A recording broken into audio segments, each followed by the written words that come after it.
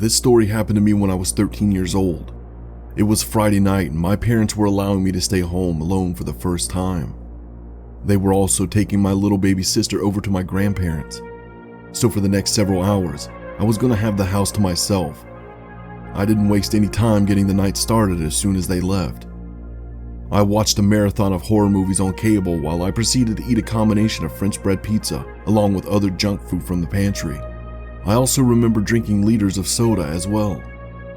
And since this was before smartphones, I decided to put the laptop on a folding tray next to the couch so I could surf the net while I watched movies and ate. It was basically pure heaven for a kid my age.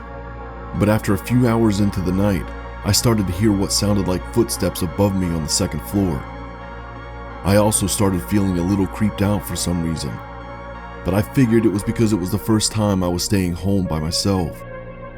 The horror movies I was watching were definitely not helping either. However, just as I was about to dismiss the feeling of uneasiness, I heard something from upstairs. Even though it took a few seconds to process it, it sounded exactly like my mom.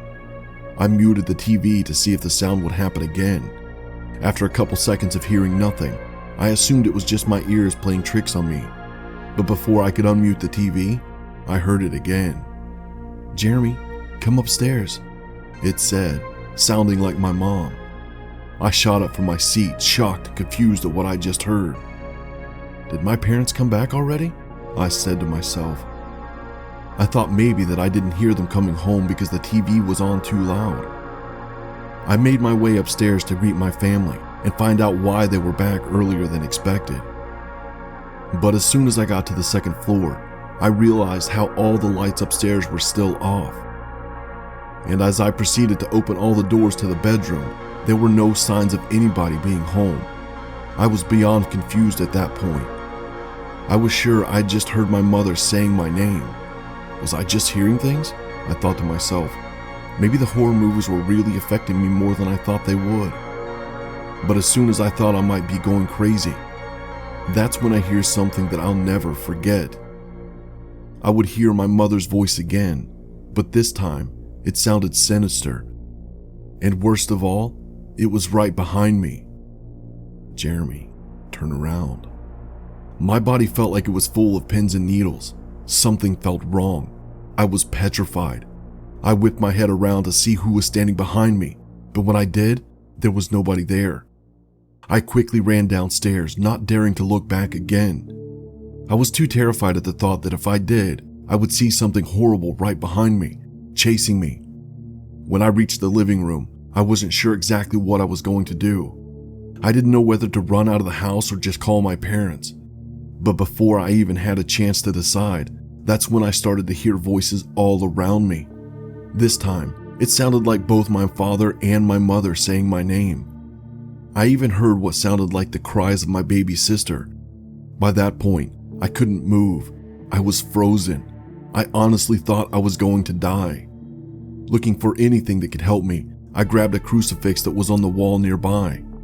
Even though I was never really religious, at that moment, I was desperate. The voices started to sound like they were coming closer and closer. I closed my eyes and started to pray, and just as it felt like the voices were about to close in on me, it stopped.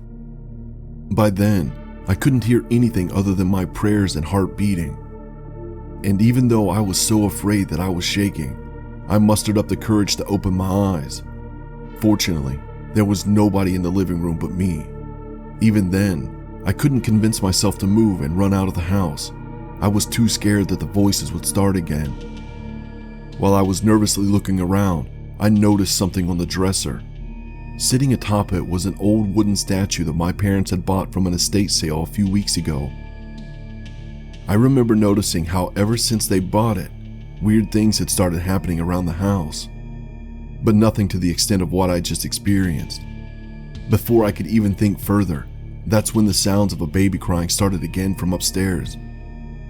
And then shortly after, something that sounded like a group of footsteps from the second floor slowly made their way towards the top of the stairs. Not giving it a second thought, I quickly grabbed the statue and threw it to the ground, smashing it. Just as I did, the sound stopped.